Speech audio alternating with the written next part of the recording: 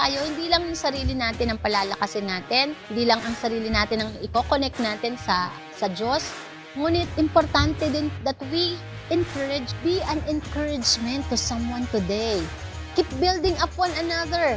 Even the strongest person needs an encouragement.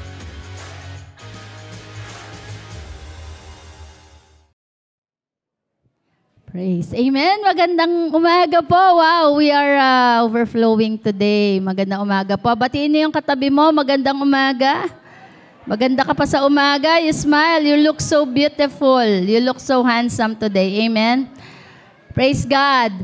So, kung meron pa po, yung may mga upuan pa dito sa harap, dun mga nasa likod po, you can find a seat in front. Yan. Praise God. Welcome po sa ating first service. And welcome sa ating mga VIP, especially the people coming from the outreaches. Palakpakan po natin ang Panginoon.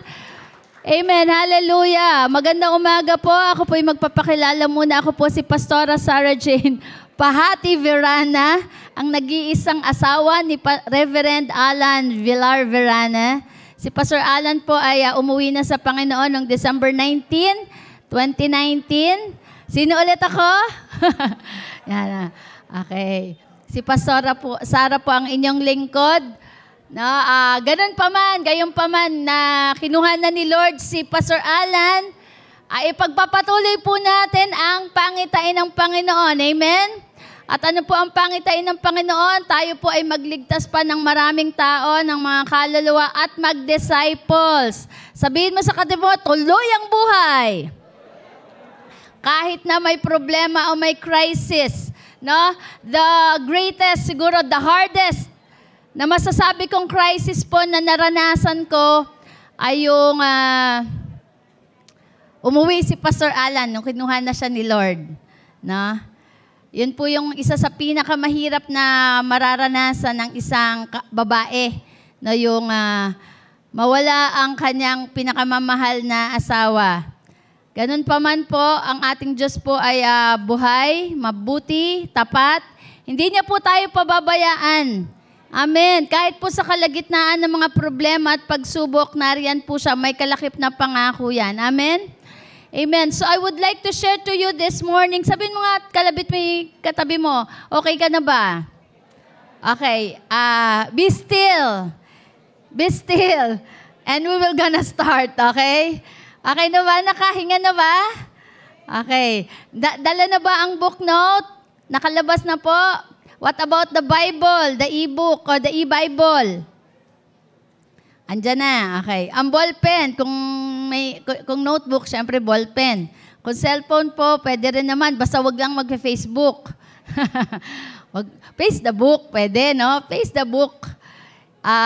Wag lang din mag-messenger muna. Quiet muna tayo. Be still and let us give way to the presence of the Holy Spirit in our midst. Amen. Narito pa po tayo para tayo ay makinig ng sasabihin ng Panginoon. Sabihin mo, narito ka para makinig sa sasabihin ni Lord. Okay, kaya ang bibig natin ay medyo tiko muna. Bubuka lang yan pag sinabing Amen. Diba? Pag may binato sa inyo na promise ni Lord, Amen. Ako yun. Tapos, ang ating mga tenga po ay nakabukas para sa salita ng Diyos. So, kanina po nabanggit ko that I became a widow December 19, 2019. Pastor Alan went back to our Lord. No, siya po ay na-aneurysm para hindi nyo na ako tatanungin, no? Kasi marami nagtatanong po, ano nangyari kay Pastor Alan? Siya po ay na-aneurysm. Pinutukan po ng ugat sa kanyang ulo. So, ang usually daw po na dahilan yan ay usual reason ay stress at saka yung mga kinakain. Kaya sabihin mo sa katabi mo, huwag kang magpaka-stress. Sabi ni Lord, no? Come to me, all you are stressed. Come to me, all you are weary and heavy laden, and I will give rest to your soul. Yan. Usually po, ang talagang napapagod ay hindi katawan. Ang katawan, pag tinulog mo yan, kinain mo yan, ayos na eh. Pero ang kaluluwa, paano yan pagpapahingahin? No? Dapat siya nakakonect kay Lord. Hindi makakapagpahinga ang kaluluwa kapag hindi connected kay Lord. Kaya ngayong araw po na to, we are connecting to God, to His Spirit. Ibig sabihin, magpahinga ka. Huwag mo na isipin yung bayarin na. Yung mga bayarin, wag mo na isipin yung mga lulutuin, kung may lulutuin ba o wala. Wag mo na isipin yung anak mo na nagpasaway. Sabihin mo, rest your soul in the presence of God. Amen? So let us receive what the Lord will tell us today. So, I would like to share to you how to succeed during crisis. Okay, crisis. Sabi niyo, crisis. No one is exempted during crisis or walang exempted sa crisis. Mapababae, mapalalaki, matanda o mayaman, bata o matanda, ay makakaranas po ng crisis because crisis is unavoidable and is inevitable. Na ito po ay dumadating talaga sa hindi natin lalo inaasahang panahon. Kaya, alam niyo po, nagkaroon po tayo ng global crisis last 2020 at yung global crisis po na yan ay yung pandemic, yung COVID-19. No one expected the COVID-19. Lahat tayo talaga ay tinamaan ng crisis na to. So, kasi talaga namang dadating yan, dadaan yan. Kahit Kristiyano ka pa, kahit pastor ka pa, kahit leader ka pa, matagal ka na kay Lord.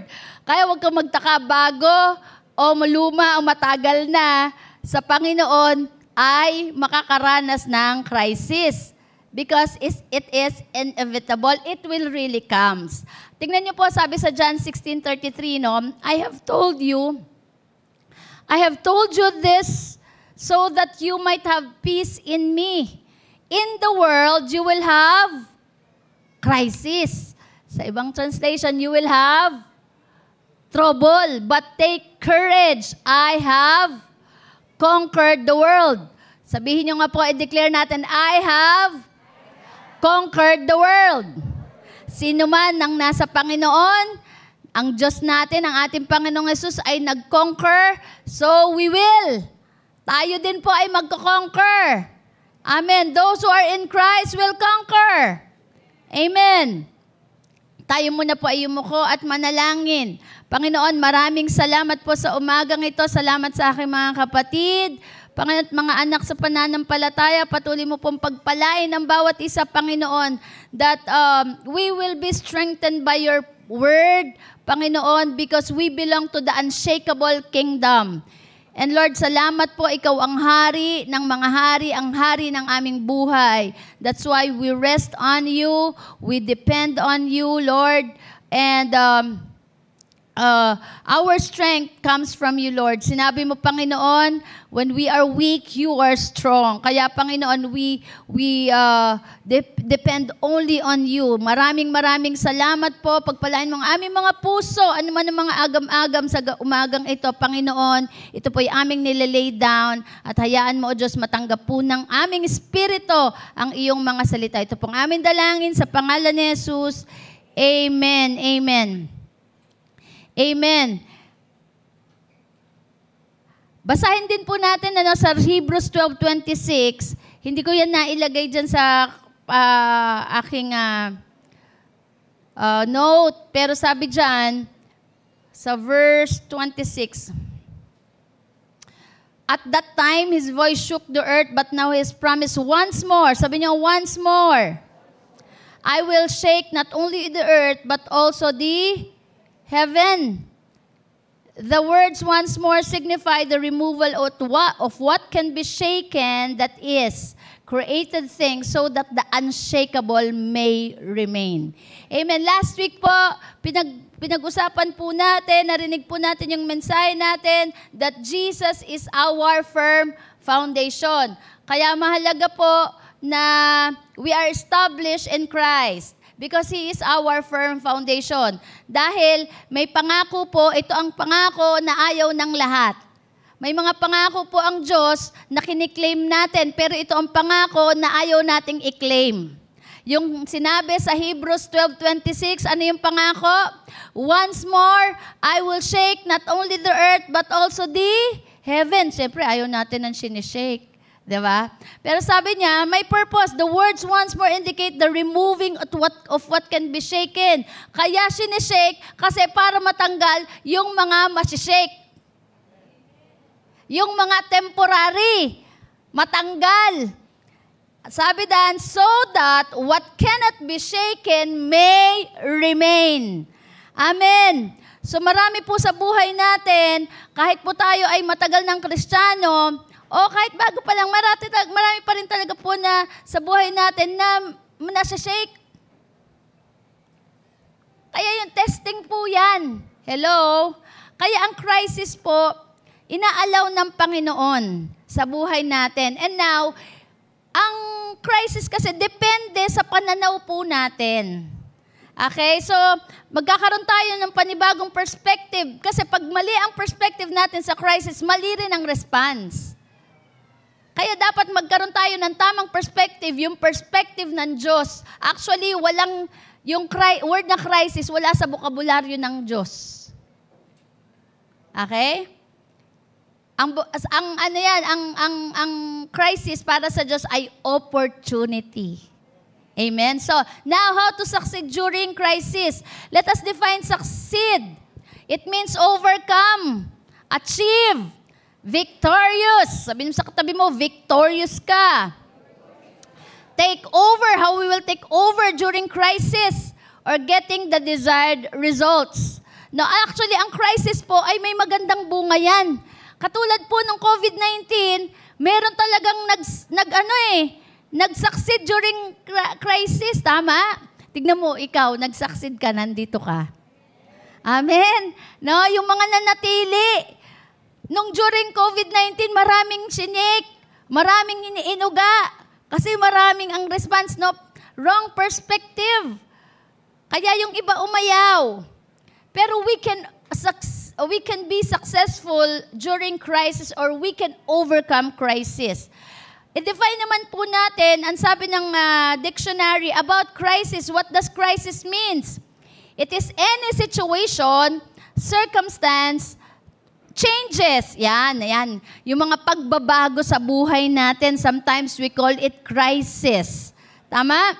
Or any condition that affects your environment and your life over which you have no control. Sabi nyo nga, no control. Yung pag may mga pagbabago, mga sitwasyon na pangyayari sa buhay natin na wala tayong control at hindi natin mapigil. Katulad ng kamatayan. No, walang pwedeng makapigil dyan. Kaya yung mga loved ones natin na namatay, we have no control over it. Kaya pagka may namatayan po tayo, we consider ourselves that the family is under crisis. Hello? Ano pa yung mga crisis na nararanasan po natin? Loss of job. Sino nawalan ng trabaho? Nawalan ng bahay dahil binaha, nasunog. No? Or pinalaya sa inuupahan. Loss of house, loss of loved ones. Death of a spouse. Business bankruptcy. Sino nakaranas niya na bankrupt yung negosyo. No? Terminal disease, yung mga matitinding sakit. Unwed pregnancy, yung unexpected pregnancy, yung anak mo biglang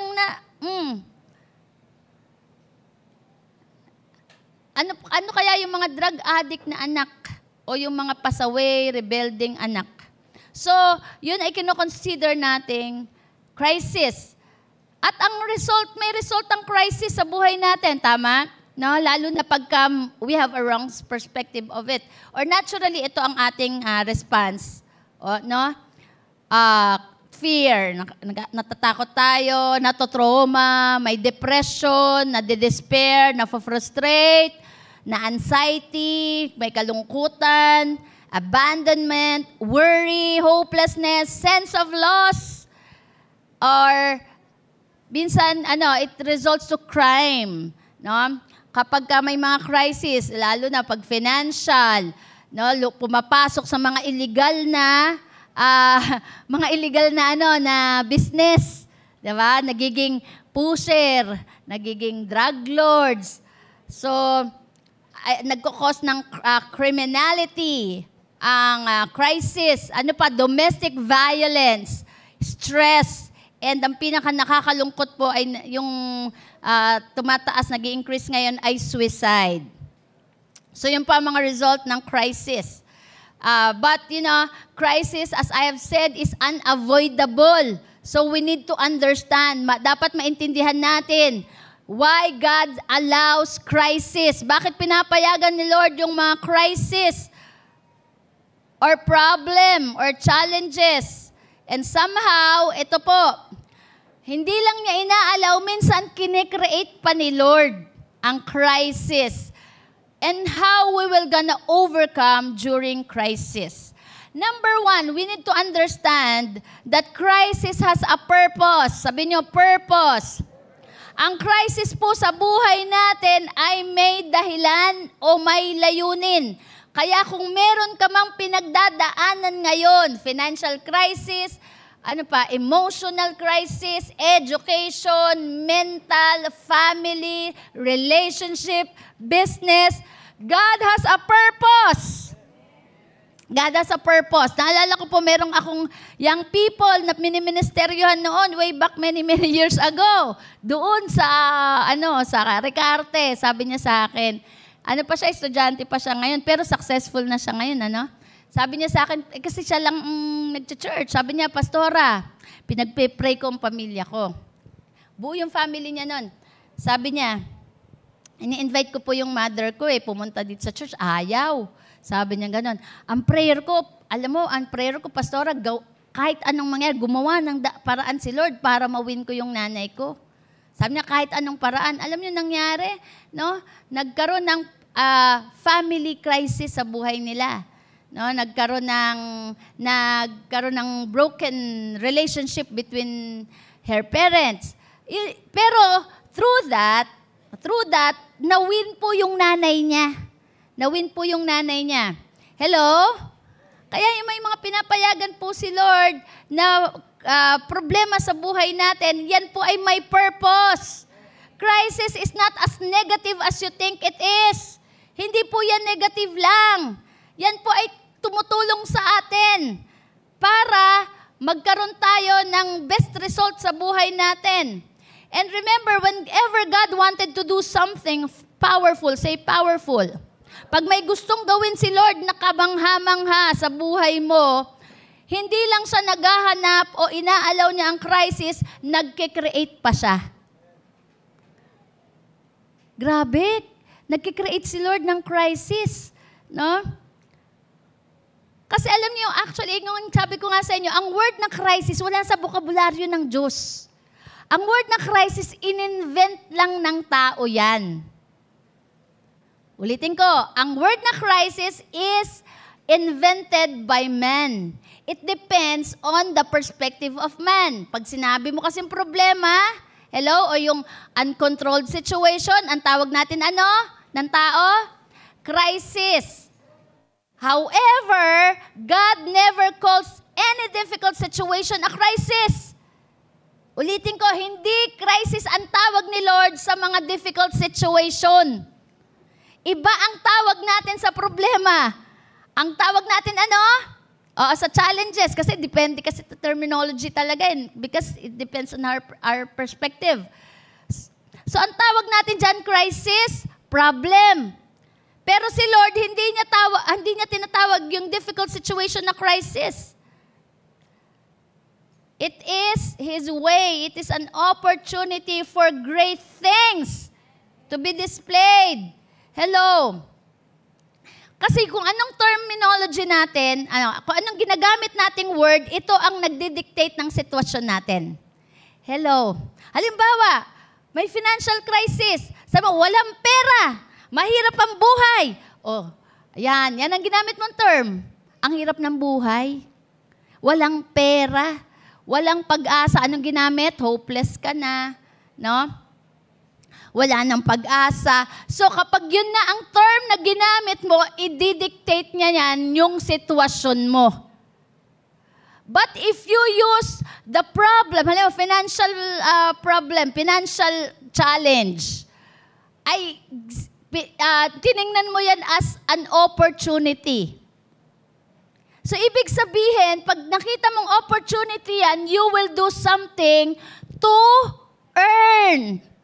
Hello, katulad nung time ng pandemic, no, maraming na bankrupt na business. Maraming nawalan ng trabaho, tama? Yung iba, ang terminology nila, hopeless na. Kaya wala na silang ginawa. Nagmukmuk na lang, nadapa na lang doon sa challenge na hinarap sa COVID. Pero yung iba, nakita nila ang COVID, ang pandemic ay opportunity. Kaya ang daming yumaman. Tama? Maraming yumaman ng pandemic. Marami nagkaroon ng vlog. Hello, nagkaroon ng bagong karir. Kasi nakita nila na yung crisis na tinatawag natin, tinawag nilang opportunity for a new career. Yes, nawalan ng trabaho, pero nakita nila opportunity, an open door for another or new career. Hello? So, it is a man terms that dictates the situation. Kasi kung anong tawag natin, it becomes and it controls us. Kaya kung ano man ang dinadaanan mo ngayon, difficult situation, depende sa tawag mo ngayon. Hello, may nagbabago na ba ang isip? Kasi your terms dictates your situation. What you call it, it will become and it will control you. So to some other people, difficult situations or out of control situations, ang tawag ay ano? Sige, problems. Ano pa? Battles. Pero sa iba, challenge. Pag sinabi mong challenge, lalaban ka. Hello? Hindi ka magmumukmuk, hindi ka magpapakamatay. Hindi ka lang aasa sa iba, may gagawin ka. And, pang-apat, opportunities. So it depends on a man's perspective and how he responds to it. But you know, in God's word, God never calls the problems, the challenges, never call them a crisis. Example lang po si Daniel. Kilala niyo si Daniel? The prophet who was thrown in a lion's den. Actually, dinesign ni Lord yung sitwasyon na yun. Hello? No? Bakit? Si Lord ang nag-create pala ng sitwasyon na yun. Inallow ni Lord at kinreate niya na mainggit yung mga taong nasa paligid ni Daniel. Kasi nagpe-pray si Daniel, nainggit sa kanya, napapromote siya. Pero, kinreate ni Lord yung sitwasyon na yon na si Daniel ay ipoprohibit o titigiling manalangin at itatapon siya sa lions den. Ikaw ba naman itapon ka sa lions den? Ang tawag mo doon, matinding crisis yan. Imagine mo itapon ka sa leon, no? Pero God designed that situation for King Darius. Sabi niyo si King Darius. Para magpakilala pa kay King Darius to prove that Daniel and the God of Daniel can turn the lion into a sleeping mat. Ibig sabihin, magpapakilala si Lord na kahit ang pinakamabangis na leon, kayang patahimikin, kayang i-tame ni Lord. Hello? During the crisis pala, ay nagpapakilala si Lord. Yung kapangyarihan niya ay nadidisplay. Sa totoo lang po, no one can challenge the power of God. Even the strongest king cannot challenge God. Amen? Kaya nga si Nebuchadnezzar, nagyabang eh. Sabi niya, ginawa ko itong lahat. Nakikita niyo to, yung kaharian ko, ako gumawa niyan. Itong mga park na to, ako gumawa niyan. Aba, inari mo na ha. Hindi mo tiningnan yung power ni Lord ha. Challenge mo yung power ni Lord. Kaya sabi ni Lord, Prophet Daniel, kausapin mo si Nebuchadnezzar. One day, magmimistulan siyang hayop. at siya ay titira sa forest. So it happened. Hello, no one can challenge the power of God. Amen. Kaya si Lord, dinaalaw niya yung crisis kasi nagpapakilala siya. Pag nakita niya na nagyayabang na tayo, nagmamataas na tayo, magpapakilala si Lord. Oy, hindi yan dahil sa galing mo. Si Lord pa rin ang nag-angat sa'yo. Amen. O sa panahon na ikaw ay nanghihina, parang nawawalan ka ng pag-asa, magpapakilala pa rin si Lord sa'yo na siya ang strong tower mo. Amen. No? The only thing, number one, under the purpose, crisis has a purpose. Crisis makes you remarkable. Ang purpose ng crisis, it makes you remarkable. It means through crisis, you will be remembered. Through crisis, the people will not forget you. Hello? No? Yung mga dumaan sa matinding pagsubok, yan yung naaalala. Yung mga matinding pagsubok na dumaan sa pagsubok, pero napagtagumpayan niya, remarkable yan. Hello? Sabi ko nga nung habang pinag-aaralan ko po ito, sabi ko, kaya pala. Amen? Hallelujah. Kahit hindi mo hiningi, pag binigay ni Lord. Pag hindi mo hiningi, gusto magpakilala ni Lord. Sabi ko, kaya pala kinuha ni Lord si Pastor Alan ng maaga. But being a widow to go through that loneliness and loss, no? It makes your servant remarkable. Kasi alam nyo, it's not just about being known. Pero yung natatandaan ka ng tao na, grabe, pastora, napagtagumpayan mo yan. Kung ngayon, gumagawa ka sa ministry, kahit nag-iisa ka na lang. So we are all challenged. We are all inspired. Yung alam mo yung pag naalala ka ng mga tao na pinagdaanan mo yan, yung matinding problema, at na-go through mo, maalala ka ng tao. Sabihin sa'yo, grabe Jean, na-inspire ako sa buhay mo, nakayanan mo. Hello, the people will be inspired through your life. Amen. So, the only thing you are known for in life are the things you overcome. Ang naalala ng mga tao sa'yo ay kung paano ka naka-overcome. Actually, crisis is the record of what you overcome or you overcame. Ulitin ko, ang crisis, ayan, mga record siya ng mga na-overcome mo sa buhay. No? You can only be remarkable through the crisis you overcome. Kaya kung meron kang challenge ngayon, problema, whatever you call it, then, maaalala ka ng mga tao. Kasi na-overcome mo yan. Katulad halimbawa, makilala natin. Yung iba siguro sa inyo, hindi na, kasi medyo may edad na sila, wala na rin sila. Si Martin Luther. Martin Luther, they face crisis in discrimination, racial discrimination. No? Yung mga itim, hiwalay sa puti. Yung mga itim, hindi pwedeng pumasok sa mga high class na hotel, dapat mga puti lang. But because of that crisis na hinarap ni Martin Luther, nagkaroon ngayon ng recognition kahit sa mga blacks. Kaya pwede nang mag-run for president ang mga black people. Hello? Kaya ngayon si Martin Luther the King, kung hindi niyo siya tingnan niyo yung advocacy niya. Dahil sa kanya, nagkaroon ng tanggal yung mga social inequality. Ganon din si Nelson Mandela. No? Yung racial inequality. Si Jose Rizal.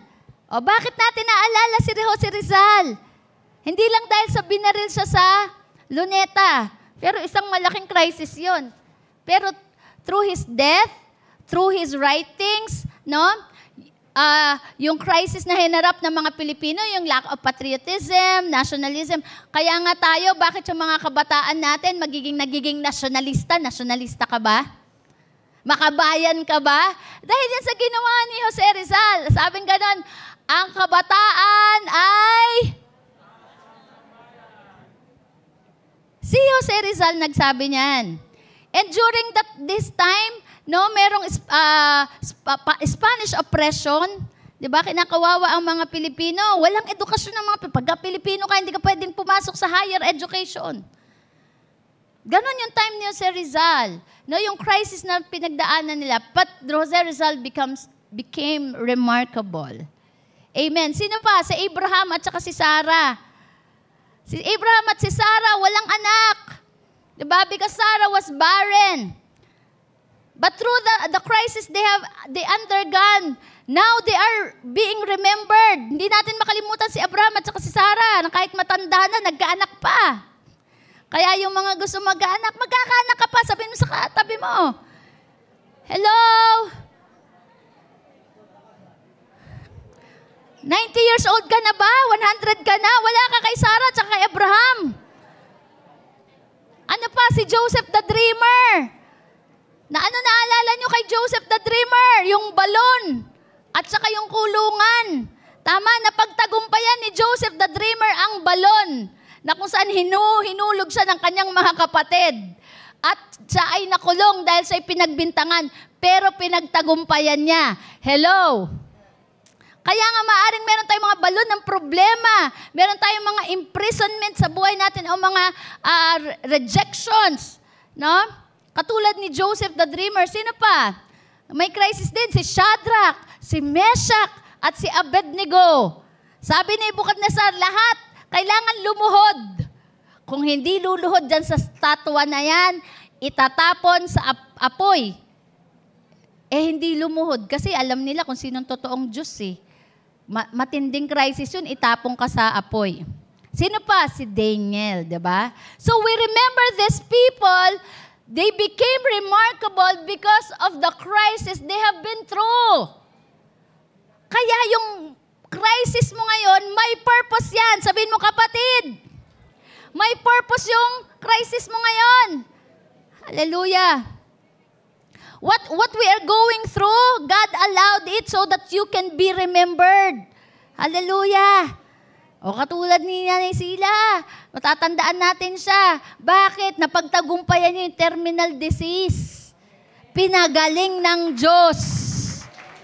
Na sa panahon ng time na siya ay nag-undergo ng chemotherapy, araw-araw nandito sa church para manalangin.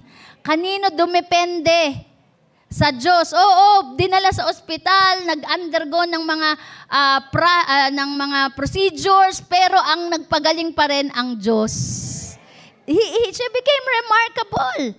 Amen. Hallelujah. Ano pa? We are remembered and we became impactful. Sabihin mo, impactful. Hindi impacto, impactful. Okay? Hallelujah. Si Jesus, what made Jesus known? Paano natin siya nakikilala? Diba? Paano natin natatandaan si Jesus? It is through the crisis on the cross of Calvary. Tama, kaya nga merong cross na merong nakapako. So Jesus being remembered through the cross. Jesus is remembered being crucified. Crisis yan.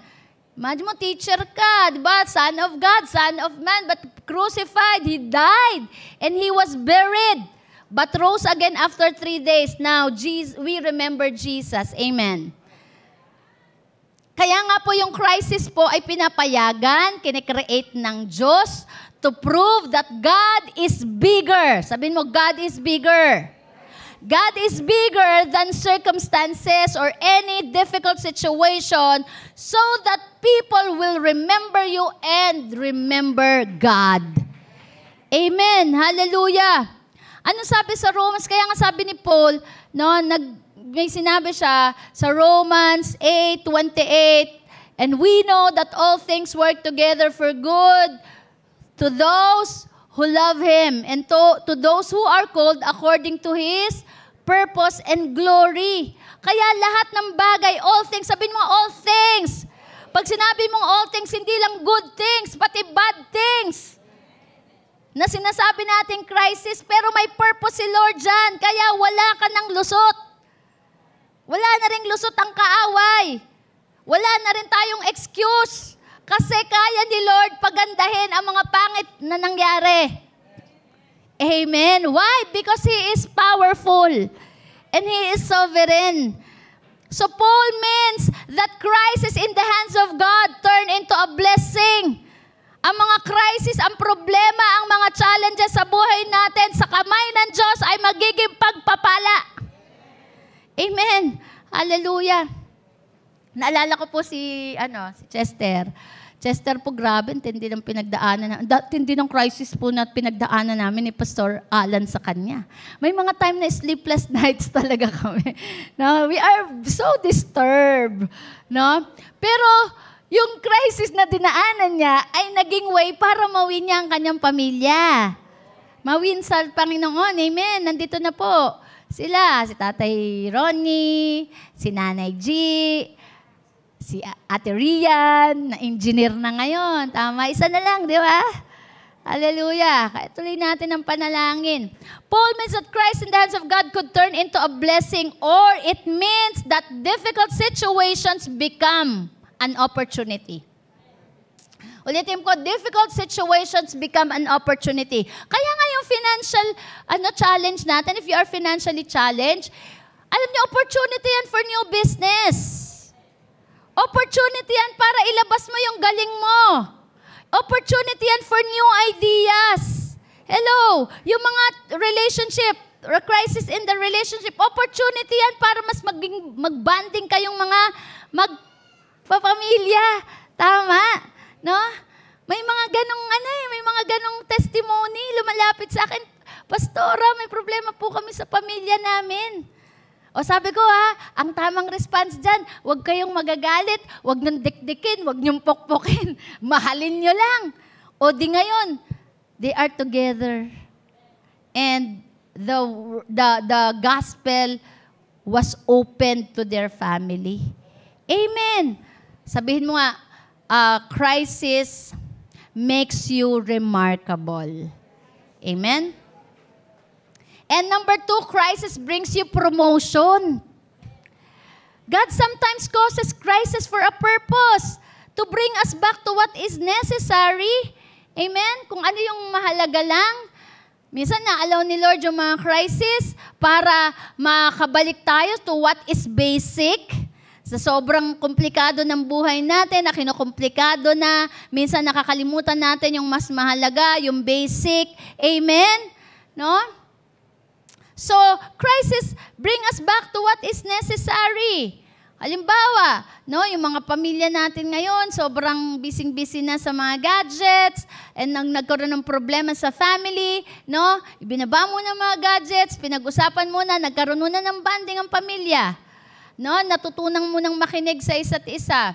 So, it brings us back to what is necessary. Halimbawa, nagkaroon ka ng financial problem, no? So, kasi bili ka dito, bili ka doon. Di ba? Bil mo ko niyan, bil mo ko doon. Ngayon, hindi naman pala necessary yon. Imagine mo, 10 na, 29 rubber shoes mo, bibili ka pa rin. Sabi ni Lord, ilagay mo sa lapag yung rubber shoes mo sa table. No? Ano kaya? Damit. Yung mga alam niyo yun, may mga sobra-sobra tayo na hindi naman kailangan. Hello? Inallow ni Lord yung financial crisis. Kasi para ibalik tayo, ano ba talaga mahalaga sa buhay? Anong sabi? Huwag kang mag-worry saan? Pagkain, sa damit. Tama, saan ka titira? Yan ang mga basic eh. Pero alam nyo actually, may iba tayong pinoproblema more than the basic. Kaya ngayon nai-stress. Hello? And it brings promotion. Katulad ni Joseph. Si Joseph the Dreamer. God caused a national crisis in Egypt. Diba? Nagkaroon ng abundance, 7 years abundance and 7 years na famine. Si Lord ang naggawa noon. Bakit? Kasi si Joseph the Dreamer nasa kulungan. Para palayain si Joseph mula sa kulungan, nag-create si Lord ng crisis. Ang tindi. Hello? God has a promise on that. Sabi nga ni Lord sa Isaiah 43, kaya kong i-exchange ang mga bansa para sa'yo. Kaya nga, God causes all things to work together. Kaya alam niyo, nung nagkaroon ng problema ang Egypt, ng taggutom, ng panaginip na yon, naghanap ng interpreter ng dreams. Sabi niya, sino mag-interpret ng dreams na to? Sino makakapagsabi ng dreams? Meron po, si Joseph. Si Joseph po nakapag-interpret ng dreams. Yung nakakulong, pinalaya. Ibig sabihin, crisis for God means promotion for you. Kaya pala inalaw ng Lord ang problema o kinreate ng Lord ang crisis sa buhay mo kasi ipopromote ka. Parang di nyo na-gets. Parang walang nag-claim. Kaya kung may crisis kayo sa buhay mo, it means you will be promoted. You will be promoted. Sometimes God's way to move you where you are is to create a crisis that demands movement. Say movement. Kaya may crisis kasi para gumalaw-galaw. Sabi mo sa katabi, galaw-galaw. Pero yung galaw na yan, pataas. Promotion. And during crisis, your gift comes alive. Kaya si Joseph, ang gift niya is to interpret dreams. Tama? Doon siya nakilala. Kaya yung crisis sa buhay natin will bring promotion. Alam nyo, basta during crisis, isa lang tatandaan mo, dumikit ka lagi kay Lord. Huwag kang lalayo. Huwag kang mawawala. Kaya pakinggan mo yung sinabi ni Ogie Alcacid. Huwag ka lang mawawala. Sa lahat naman ng pagtatampuhan mo, si Lord pa. Si Lord ang magdadala sa'yo ng promotion. Amen. And number 2, remember, crisis is seasonal. Say seasonal. Walang forever na crisis. Walang forever na crisis. Nothing is forever except God and His promises. Sabi, heaven and earth will pass away, but His word will remain forever. So, kahit yung crisis mo, yung problema mo na tinatawag, yan ay season lang. Hindi yan permanent. That is only temporary. Anong sabi sa Genesis chapter 8:22? As long as the earth remains, there will be planting and harvesting. So, may season. May season ng pagtatanim, may season ng pag-harvest. So, hindi palaging tanim. Meron namang ani. Tama, ano pa? There is a cold and heat. Hindi palaging malamig ang gabi mo. Dadating din, merong warm. Iinit din yan. Ibig sabihin, hindi palaging malungkot. Magse-celebrate ka din one day. Amen. And ano pa sabi? Summer and winter, day and night. As long as the earth remains. Ibig sabihin talagang may season ang buhay. Kaya nga sabi, ang buhay ay parang gulong ng palad. Minsan nasa taas, minsan nasa baba. Ano sabi sa Ecclesiastes chapter 3 verse 1? To everything there is season and a time to every purpose under heaven. Meron talagang appointed time. Kaya yung crisis mo, hindi yan permanent. Tandaan mo, ang permanente si Lord lang, kaya kay Lord ka dumikit. Nothing lasts forever. No one lasts forever. Kaya nga kung broke ka ngayon, wealth is on the way. Hallelujah. Kung wala ka ngayong pera, paparating na. Hallelujah. Dami amen. Yan ang gusto. Amen. And now, eto naman, if you are wealthy now, kung ikaw mayaman naman ngayon, eto naman ang bilin ko sa'yo. Gamitin mo yung wealth mo strategically. Huwag mo siyang waldasin. Hello? Huwag kang magpaka parang yung walwal. Ano ba tawag yung walwal? Or parang wala ka man lang yung hindi ka nagsisave, yung hindi ka nag-iingat sa hinahawakan mong pera. Kasi ang buhay nga ay season. So while you are rich, while you have plenty of money, use your wealth strategically and properly. Say properly. Because time may come that your wealthy may be challenged. Kaya pagka tayo, marami tayong pera. Wow, sino maraming pera dito? Hallelujah. Yung iba pa parating, meron. Hallelujah. Ngayon kung marami kang ipon sa bangko, wag mo siyang waldasin, wag ka ding magyayabang. Wag ding magmamalaki kasi season will come that your money will be challenged. Amen. No? Wag din tayong magmamataas. Kailangan yung wealth natin, sabi, use it strategically. Ipakisama mo sa tao. Unang-una, ipakisama mo sa Diyos. Ano ibig sabihin? Abay, sumunod ka sa tithes and offering. No, mag-invest ka sa kanyang gawain to advance His kingdom. Kasi alam niyo po ba, pagkat kinalimutan natin ang Diyos, sabi niya, remember your God. No, remember your God when you are wealthy. Ano ba yung verse na yon? No, never forget your God. Habang mayaman ka, habang meron ka, wag mo i-honor mo si Lord. At habang may pera ka, ipakisama mo sa tao, wag kang madamot. Magtanim ka din. Hello? Kasi totoo naman, pag may tinanim ka, may aanihin. At habang mayroon ka din, mag-invest ka. Huwag yung panay shopping. Mag-invest, maghanap ka ng pwede mong idagdag na investment na pwedeng magrolyo na habang bata ka pa, meron kang mga investments na darating ang time, it will really be challenge. Hindi ka naman forever malakas. Hindi ka rin forever na healthy. Matcha-challenge ang finances mo. Ay ngayon tanong, saan ka kukuha? Hello? May natututunan ba tayo?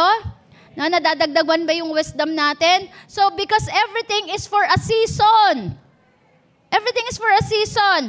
And no one remains forever. Kaya nga, remain steady until the season passes. Sabihin mo, steady ka lang. Huwag kang gagalaw. No? Huwag kang makakaisip na umalis. Lalo na kay Lord. No? Huwag kang magdi-disconnect kay Lord. Huwag kang magdi-disconnect sa spiritual family mo. Kasi pag once na disconnect ka, para kang uling na humiwalay dun sa baga. Pag humiwalay ka sa baga, mawawala ang apoy mo. Amen. We need one another. So, steady ka lang, kapatid. Sabihin mo, steady ka lang, kapatid. Lalagpas din yung season na yan. Because crisis is seasonal. Pangatlo, crisis is an opportunity. Sabihin nyo nga, opportunity. Anong ibig sabihin ng opportunity? A good position, chance, prospect, as for an advancement or success. Opportunity is a favorable. Wow! Kaya nga kung ang perspective mo, ang crisis ay opportunity, parang ang tinitignan mo ang problema, wow, favorable to. Hallelujah. Kaya nga pagka may problema ka, yes, siyempre malungkot, makikita mo parang natatakot ka, pero pag nakita mo siyang opportunity, mayroong kasamang excitement eh. Tama? No? May excitement. Katulad ng natin, may crisis tayo sa nation natin. Ayan na, dumadagdag na naman yung mga drugs. No? Yung mga crime rates, tumataas na naman. Alam naman, mag-ingay lang tayo sa EDSA. Tapos mag-boycott tayo, hindi yun eh. Pero ito opportunity, itong national crisis natin, this is an opportunity to win more souls and disciple people. Why? Because we are preparing the next leader of this nation. Amen? Kaya tayong mga leaders dito, excited tayo.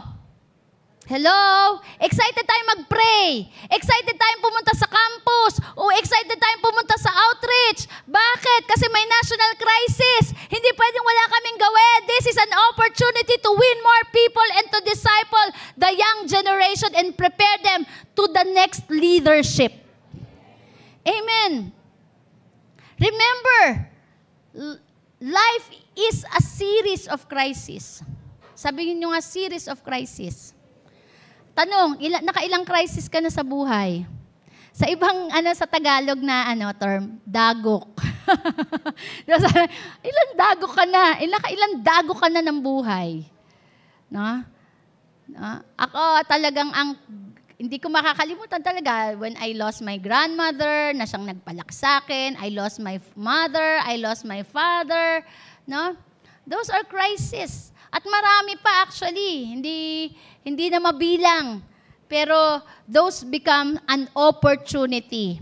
Amen? Alam niyo ba yung mga Asians? Tayo mga Asians. Magagaling mga Asians eh. Sabihin mo nga, ang magagaling ang mga Asians. We belong to the Asian countries. Yung mga Asians, Chinese, Japanese, mga Koreans, di ba they underwent to the World War II. But they emerged out of crisis victoriously. During the Second World War, ang nagkaroon ng dropping of the bomb of Hiroshima. Japanese, alam mo yung sa Japan, di ba Hiroshima, it's in Japan. So yung Japanese, instead na sila ay ma-down, yung economy nila, they did something from that crisis, and Japanese came back. Actually, alam niyo ginawa ng mga Japanese? Lahat ng mga skilled worker nila, hindi nila pinatrabaho sa ibang bansa. Lahat ng mga skilled nag-sacrifice magtrabaho sa sariling bansa. Tinrabaho nila yung sarili ng bansa. Ginalingan nila, nag-develop sila ng technology. Kaya ngayon, Japanese came back from ashes and they became a great exporter of high-tech technology cars. Hello. Kaya nga, di ba yung magagandang kotse, saan galing? Anong kotse yan? Pag made in, ayoko niyan. Pag made in Japan. Magandang kotse yan pag made in Japan. Kasi doon sila nag-expert. Hello?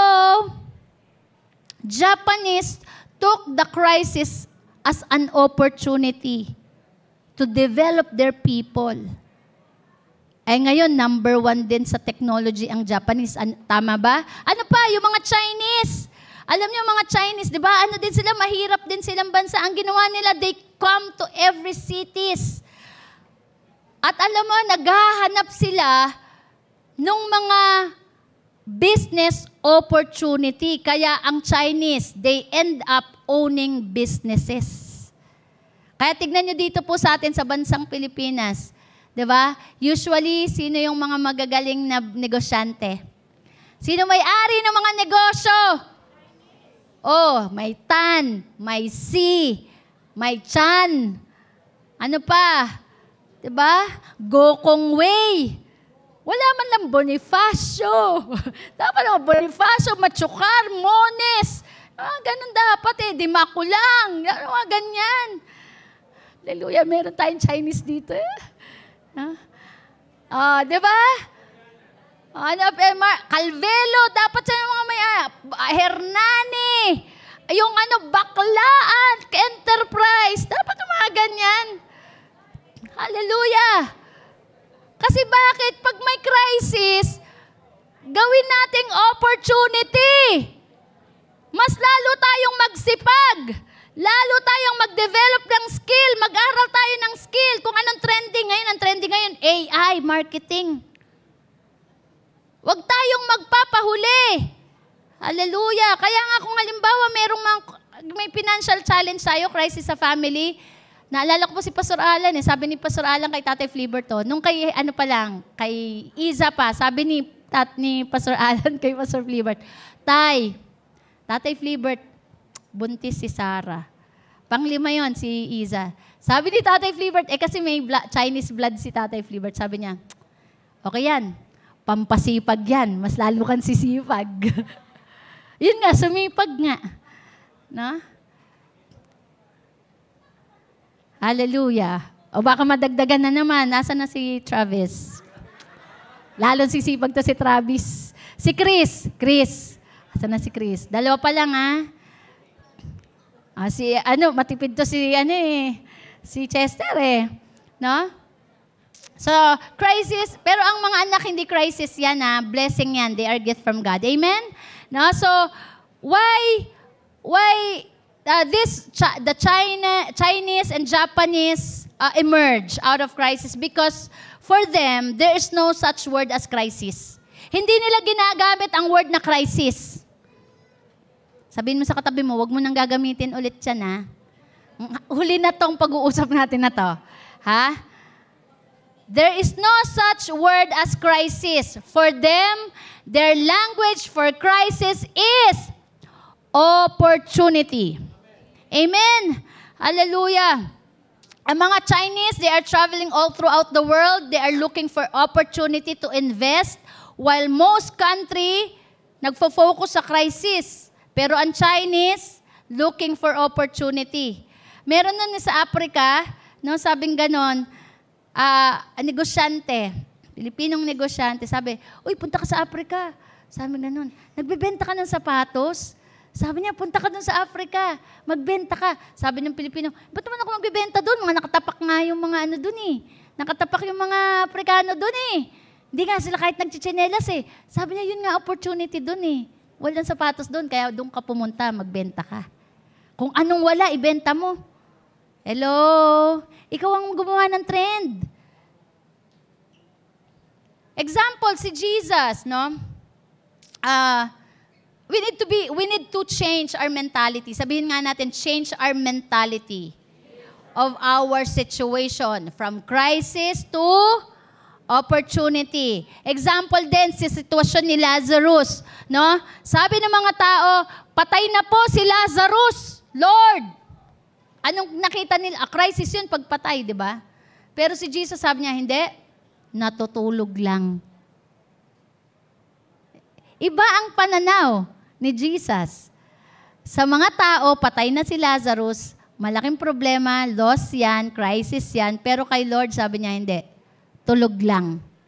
Kasi pag patay, it means, hindi na pwedeng gisingin. Pero pag natutulog, pwedeng gisingin. Kaya nga, yung circumstances mo, hindi papatayan. Natutulog lang. Amen? Kaya kung may crisis ka, huwag mamamatay yung pag-asa. Tulog lang yan, kaya kailangan lang gisingin. Katulad ni Lazarus, we need to come out of our grave. So are we from the crisis. Sabihin mo, gising. And number 4, crisis proves your faith. Crisis proves your faith. Last point.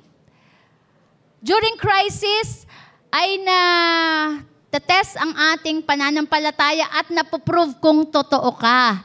Kung authentic ang iyong pagsunod sa Diyos, yung pananampalataya mo. The key to success in life is outlasting the season, whether it is good or bad. Sabi niyo, outlast. No? Stand out. Stand the test of time. Stand the test of life. Kaya nga sabi sa Matthew 7:24, anong sabi dyan? Therefore, everyone who hear these words of mine and acts on them will be like a wise man who built in his house on the rock. And the rain fell, and the floods came, and the winds blew and slammed against the house. You see? No, parang yung buhay natin, inulan, binagyo, binaha, hinampas ng mga malalakas na hangin, ang ating mga bahay, ang ating pamilya. Yet, sabi ni Lord, it did not fall, for it has been founded on the firm foundation. The rock, which is our Lord Jesus Christ. Amen? And sabi dyan, everyone who hears these words of mine and does not act on them will be like a foolish man who built in his house on the sand, and the rain fell, the floods came, the winds blew, the storm against the house, and it fell, in its collapse was great. You see, alam niyo po, ang crisis, no, pinoprove din yan, tinetest ang ating pananampalataya. Saan ba founded ang iyong pananampalataya? Kanino nakapundasyon ang pananampalataya mo? Doon ba sa katabi mo? Doon ba sa asawa mo? Doon ba sa anak mo? Doon ba sa pera mo? Doon ba sa negosyo mo? O kay Kristo? Hello? Our faith must be tested. Amen. Ang alam niyo, ang susi po, hindi yung may crisis ko o wala eh. Ang tanong, saan ka nakapundasyon? At sino ang pundasyon mo? Marami, di ba, lalo na pag Lord, maglilingkod ako sa'yo. Sinabi mo, maglilingkod ka. Yan na, dyan. Itetest natin, talaga, maglilingkod ka sa akin, ha? Di ba? Kaya nga, kahit gaano po, kahirap yung sitwasyon natin, basta yung confession of faith natin, no? Magkakaroon ng testing yan, dun sa confession of our faith. Amen. We need to understand the principle of God. Say, principle of God's Word. Dapat doon nakapundasyon sa salita ng Diyos, sa pangako ng Diyos. Remember, God's Word is immovable. It is unshakable. God said, my word will not return void and empty, but it will accomplish the purpose why it is being sent. Dapat nakapundasyon ka sa sinabi ng Diyos. Hello? Kaya nga, kung i-test man yung pananampalataya mo, hindi ka mauuga. Para kang bahay na nakatanim sa rock. Nakapundasyon sa bato. Matibay. Hindi nagigiba. Sabihin mo sa katabi mo, hindi nagigiba. Katulad lang, si Peter. Di ba si Peter? May confession siya eh. Kaya alam niyo, minsan yung confessions po natin, it is being tested. Kaya lang, sa kingdom of God, kasi kailangan din talagang declaration para may manifestation. Pero once we confess, once we declare, it will be tested. Sabi ni Peter, Lord, hindi kita pababayaan. Niiwanan namin ni Peter. Over my dead body, hindi ka pwedeng mamatay.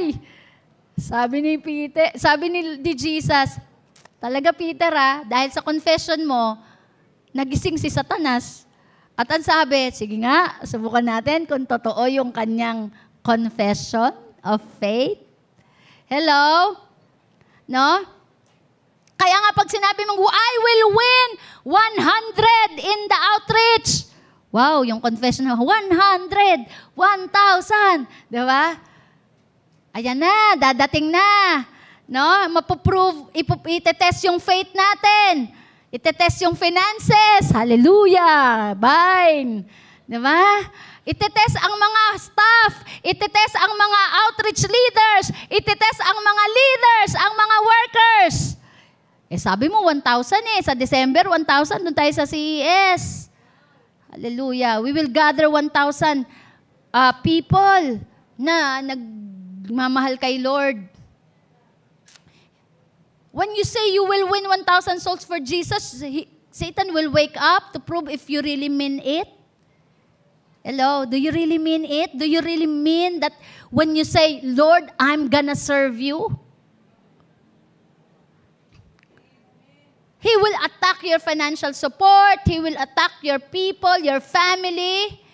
He wants to make sure whether you believe or not and determined to do what you confess. Kaya nga yung confession of faith, hindi lang yan words, pero may kasamang action. Do we really mean 1,000? Do we really mean 100? Then the faith will turn into action. So whenever we make a confession in the body of Christ, we attract the testing. Kaya nga may tinatayong crisis dadating. Pero ngayon iba na terminology na sa crisis. Ano na ulit ang crisis? Yon.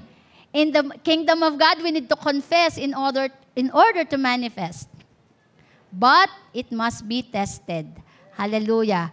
Ang tanong, saan ka nakapundasyon? Buti na lang nauna yung mensahe last week. Jesus is our firm foundation. Amen? So, to end this message, gusto ko iwanan sa inyo 4 na step to turn your crisis into opportunity. The 4 steps to turn your crisis into opportunity. Number 1, think of solutions. Brain, sabihin mo brain. Part to ng part of the body to brain. Una, saan nagsisimula? Para yung crisis mo maging opportunity, magsimula sa isip, sa utak. Hello, yung mentality crisis will turn into opportunity. Mag-iisip ka. Pagka mayroon tayong crisis, to turn it into opportunity, mag-iisip tayo. Amen? Maghahanap tayo ng solusyon. Otherwise, no, kapag hinayaan natin na ang crisis ay i-paralyze tayo, wala tayong gagawin. But we need to initiate. Say, initiate. Initiate a solution. Huwag kang magmokmok. Huwag kang umupo lang.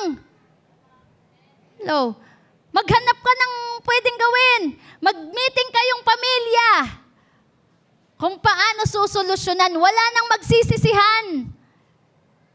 You know, crisis turns into opportunity. Opportunity para mas lalo kayo maging close ng pamilya.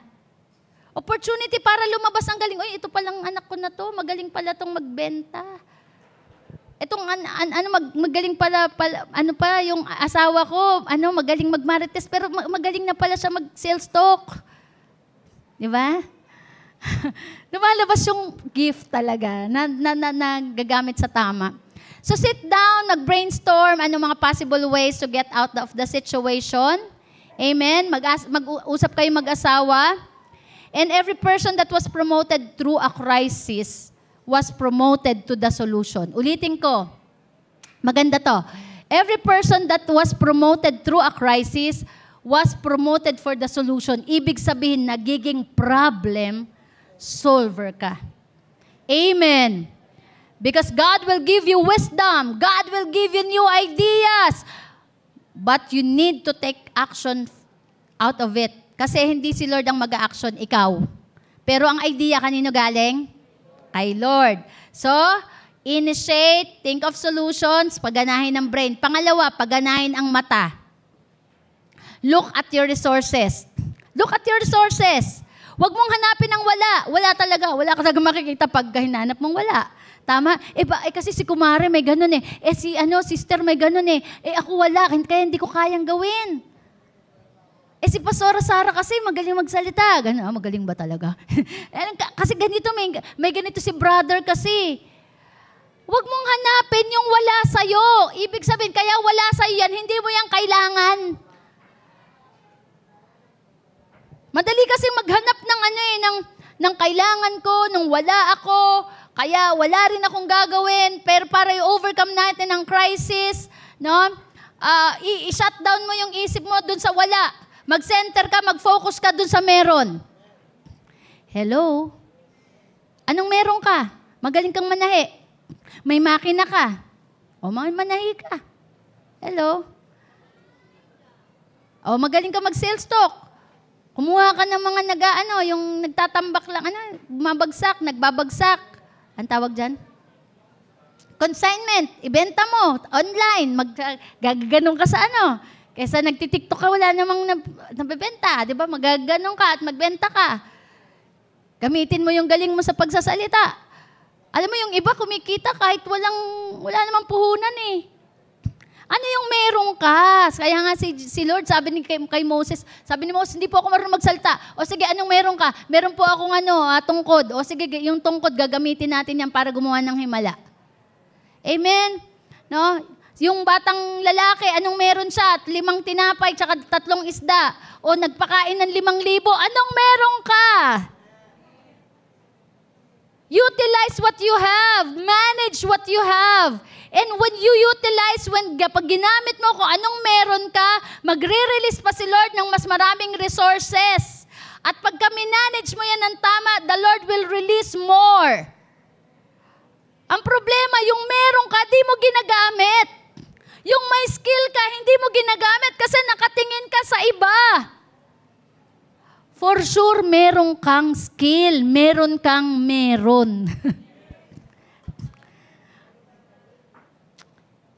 Kaya nga, in order to overcome crisis, look for what you have and utilize it. Amen. Number 3, act in faith. Hands. Sabihin nyo hands. Yung kamay. We can gain all our understanding. Pwede tayong meron na tayong studies, no? Nag-come up na tayo sa solution. Pero ibig sabihin, Pag kamay, anong ibig sabihin? May gagawin. No, you will act based on what you have.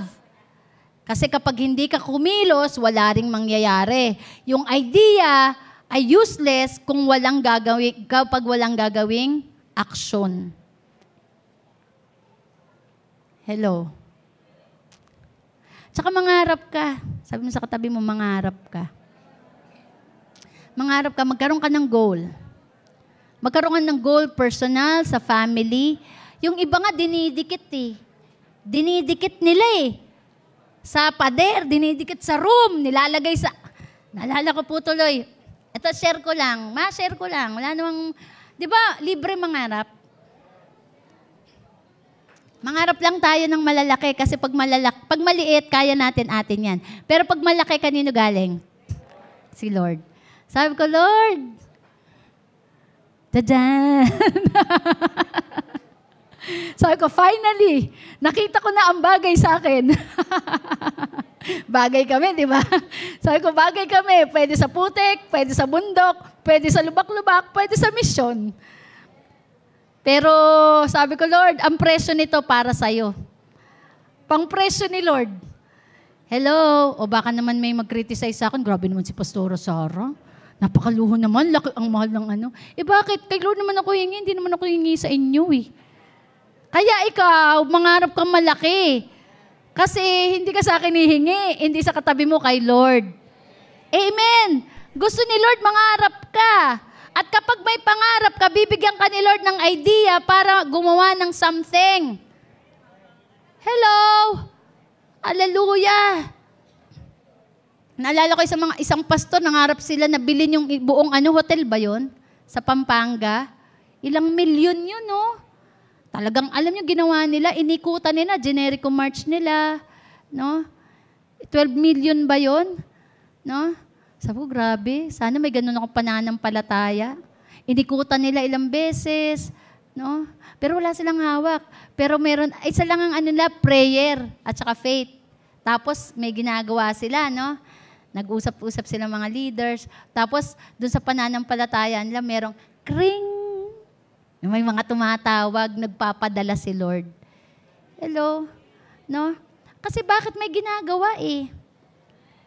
Hindi binibless ni Lord yung tamad. Hindi i-bless ni Lord yung idol. Huwag tayong mag-expect kapag wala tayong ginagawang something. But He will gonna bless the work of your hands. Amen? Kaya nga sabi niya sa Ecclesiastes 9:10, whatever your hands finds to do, do it with excellence. Amen? Do it with all might. So nobody ever overcame crisis by sitting down. Hindi mo ma-overcome ang crisis kung uupo lang tayo. Katulad ni Jeremiah, na overcome niya ang fallen of wall of Jericho ni Nehemiah. Si Nehemiah, di ba? May ginawa siya, pumunta siya sa Judah, sa Jerusalem, at binild nila ang wall of Jerusalem. Nag-build sila. Sabihin mo sa katabi mo, mag-build ka. Build din. Hindi lang hingi. Sabihin mo sa katabi mo, huwag ka masanay manghingi. Mas maganda namimigay. Amen. Ngayon, sabi nga ni Paul, magsipag kayo. Magtrabaho kayo. Alam nyo, binibigyan tayo ng wisdom ni Lord. At ibibless tayo dun sa ating mga trabaho. But the more that we work and the more we manage, whatever we cannot manage, we will gonna lose it. Pag hindi natin yan na-manage, kahit yung maliit, mawawala yan. Pag hindi mo na-manage ang pera mo, mawawala yan. Naging gastador ka. Pag hindi mo na-manage ang anak mo, hindi mo tinuruan, mawawala yan. Yung asawa mo na maganda, hindi mo na-manage ng tama, pinabayaan mo, mawawala ang ganda niyan. Kapag hindi mo minanage ang trabaho mo, hindi ka naging faithful dyan, hindi ka naging excellent, mawawala yan. Pag ang business mo, pinabayaan mo, hindi mo minanage, then you will gonna lose it. Amen? So, act in faith, so we need to work. You have to take action. And last, expect it. Expect crisis. Your heart. Prepare your heart for the crisis. Prepare your heart for the crisis. Prepare your heart for the challenge. It will really come whether we like it or not. Mapapastor ka, mapapari ka, obispo, babae, lalaki, mayaman, mahirap, dadating at dadating, walang tao sa mundong ito na hindi nakakaranas ng crisis. Amen. Kaya huwag kang mainggit sa katabi mo. Nakangiti lang yan. Kala mo lang. Tingnan mo. Di ba? Sabi nga ni Pauline, bakit ganun? Ang tingin nila sa akin, mayaman. Din lang, punong-puno ng crisis. Di ba?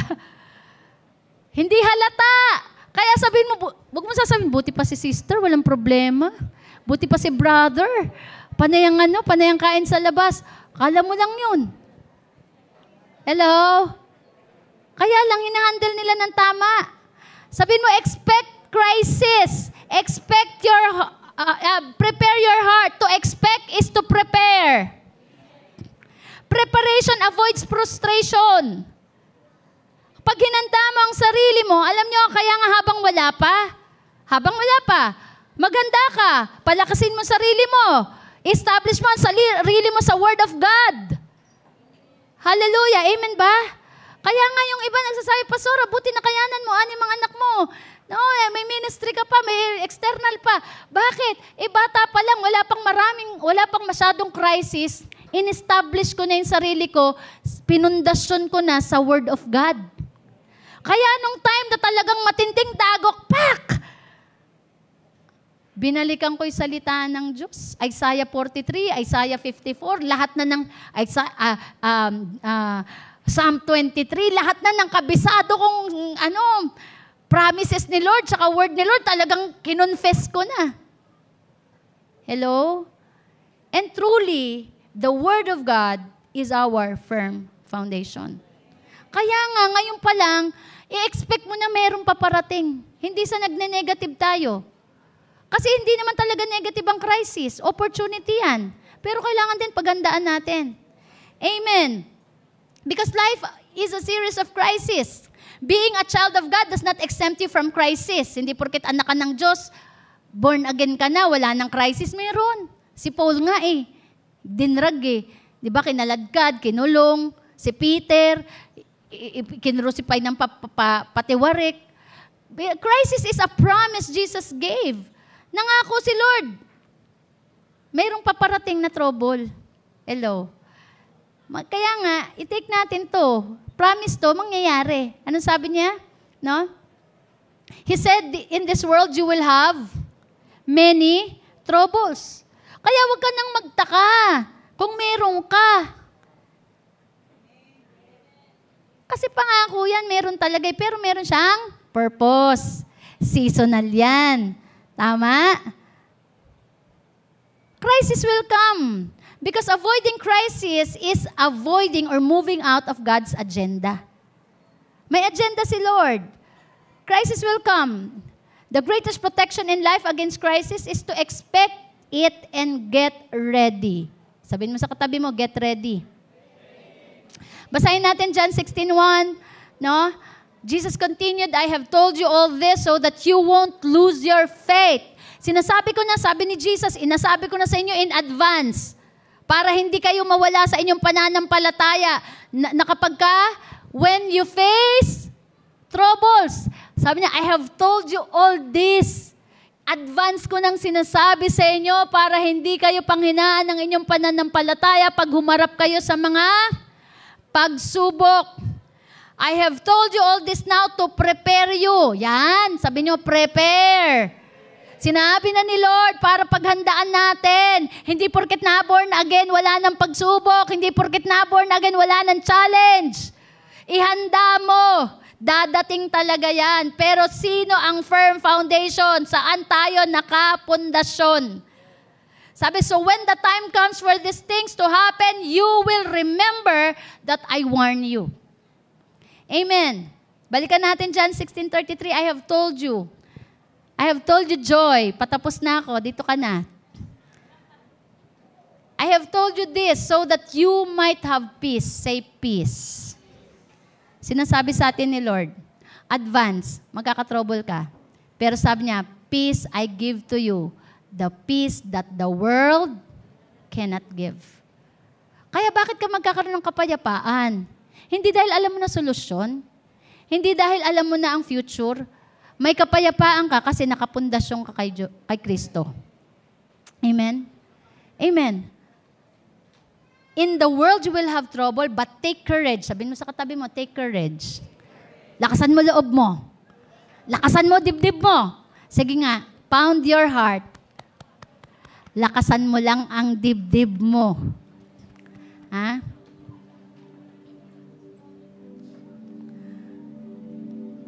Kung si Peter lumubog nung nakita niya yung malaking alon, lumubog.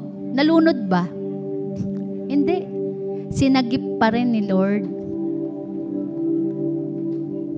Sabi niya, in this world you will have trouble, but take courage. I have conquered the world.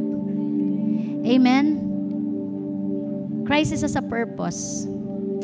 It is for you to become remarkable, to promote you, to build your character, to prepare you for greater things. So that when you have the greater things, you will know where to bring back the glory. Amen. Crisis is seasonal.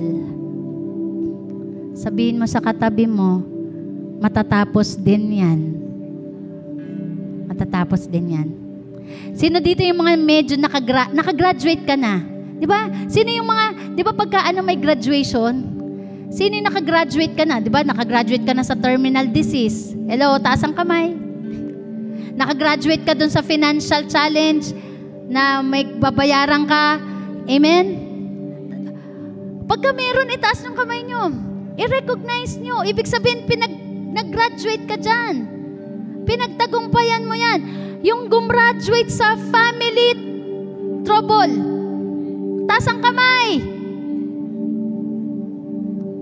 Ibig sabihin, it is seasonal. Matatapos din yan. Pero meron pa ulit paparating. But sabi ni Lord, take courage. I have conquered the world. Amen. And you will be proven. Your faith will be proven true and authentic. Amen. Tayo po tayong lahat. Hallelujah. The Lord wanted to us to go back on our firm foundation. Ito pa rin talaga. Though there are troubles in this world, though there are a lot of crises, it will come and go, but it will gonna serve its purpose. It will gonna serve its purpose. Yung alam mo yung naging mas magaling ka dahil sa crisis na niranasan mo.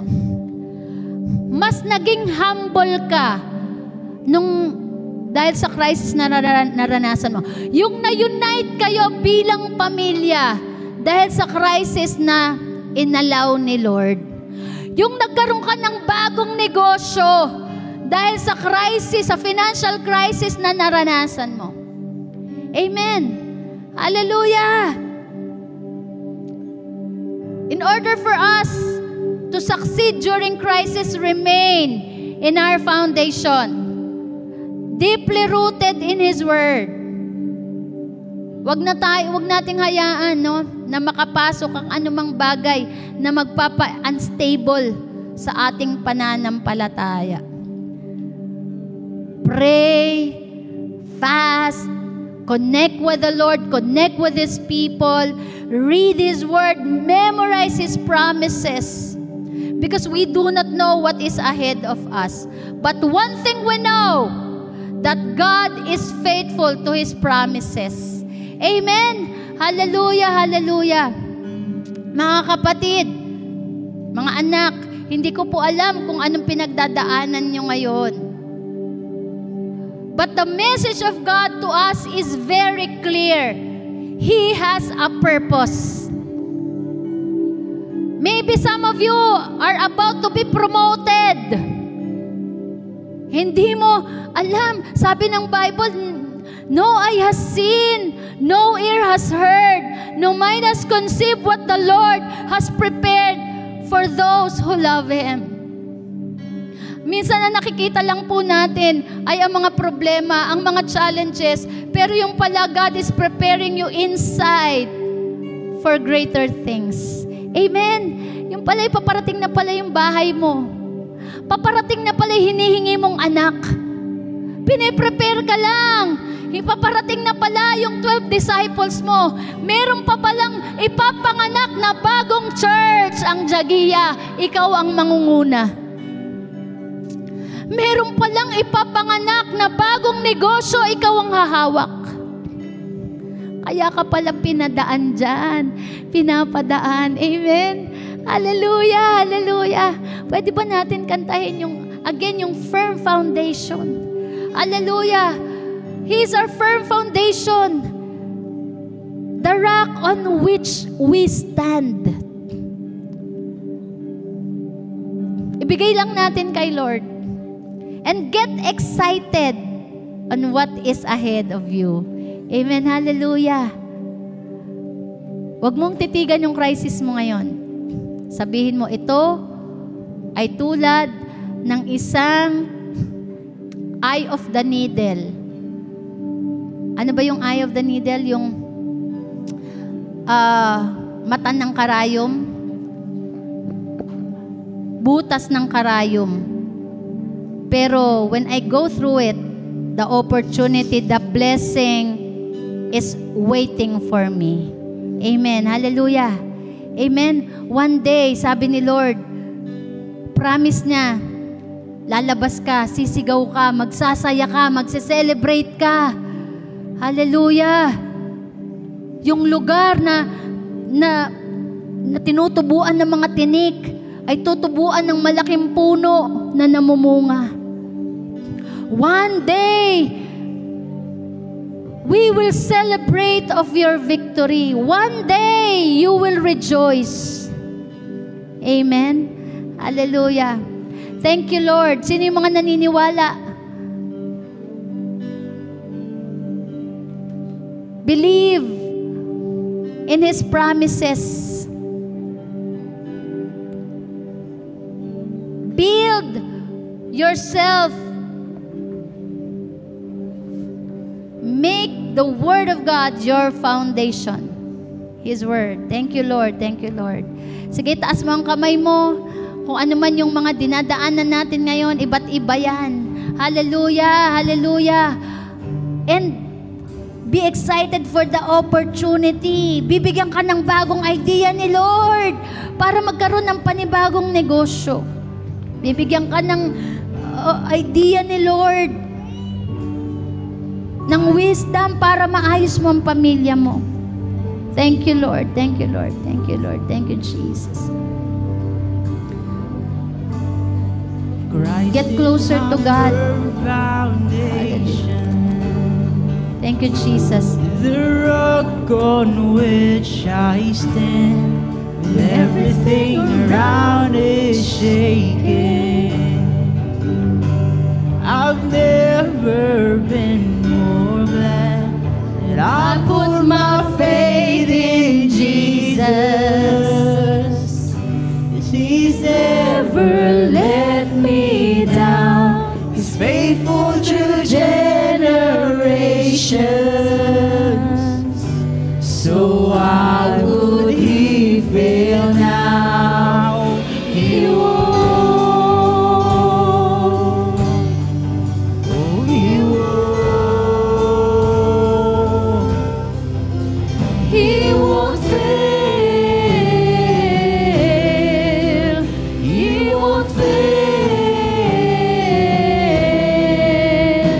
Rain came.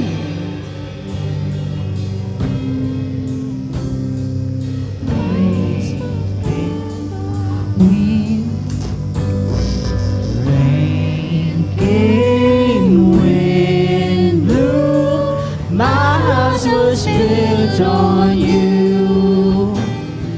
I'm safe with you. I'm gonna make it through. Rain came.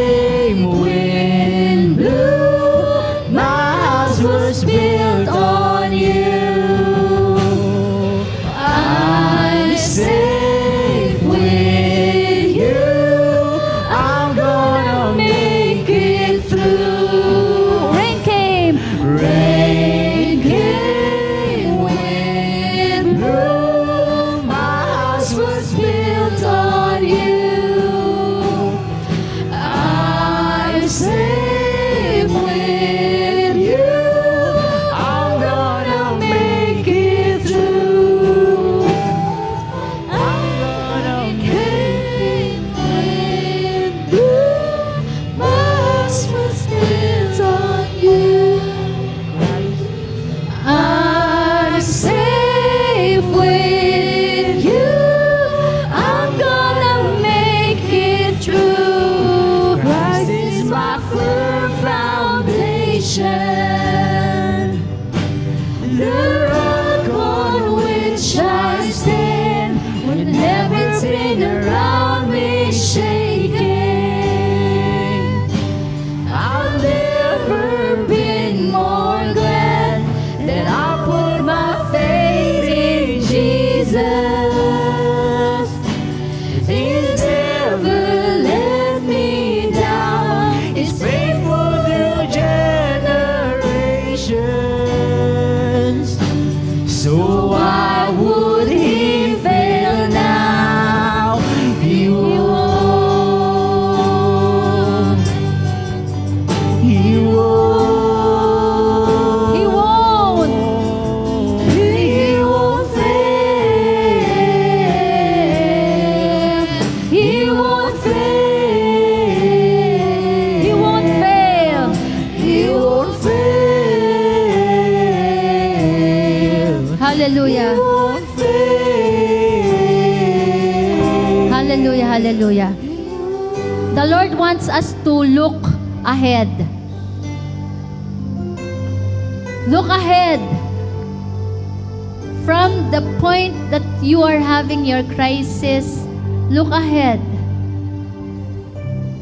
Look at His purpose. Look at the promotion of God. Amen. Sabihin mo sa sarili mo, it's seasonal. This is my preparation. Hinahanda ako ni Lord sa malaking bagay. God is preparing me for greater things. God is preparing my family for greater things. Amen? Hallelujah. My God is preparing me for a greater ministry. Look ahead. Out of your crisis, you will be remarkable. One day, sasabihin ng mga tao, yes, thank you for your life. You stood the test. Napagdaanan mo, nanatili ka, napagtagumpayan mo. Sa kabila ng sakit karamdaman, nanatili ka. You are my inspiration sa sitwasyon ko ngayon. Amen. You become remarkable. Hallelujah. And be excited. May paparating na promotion sa'yo. Amen. Hallelujah, hallelujah. Si Abraham tsaka si Sarah, after of their crisis of having no child, they become father and mother of many nations. Amen. Hallelujah. Joseph, as a slave, become a governor. Sabihin mo, ako din. Hallelujah. Paparating na ang negosyo ko. Amen. Paparating na ang negosyo ko. Paparating na ang anak. Hallelujah. Yes, paparating na mga bagong daughter church ng Jagia. We will gonna stand the test of time. We will prove it to be authentic and true. Sincere tayo sa ating confession. Sincere tayo sa ating declaration that we will gonna serve the Lord. Me and my house will serve the Lord. Amen. Hallelujah. Hallelujah. Hallelujah. Hallelujah. Thank you, Lord. Thank you, Lord. Come on, let us raise our praise unto Jesus. Praise unto Him. Yes, God. Me and my house, we will serve the Lord. Amen. Hallelujah. kasama ng magiging anak ko, maglilingkod kami sa Panginoon. Hallelujah! Hallelujah! May mga paparating na spiritual children sa buhay mo, pagkakatiwalaan ka ng mga disciples. Hallelujah! You will gonna manage a church. Pagkakatiwalaan ka ng Panginoon, come on, receive it. Receive it. Receive it. You will be a father and a mother of the nation. Hallelujah. Hallelujah. Out of you will come leaders. Leaders of this nation. Thank you, Lord. Thank you, Lord. Hallelujah.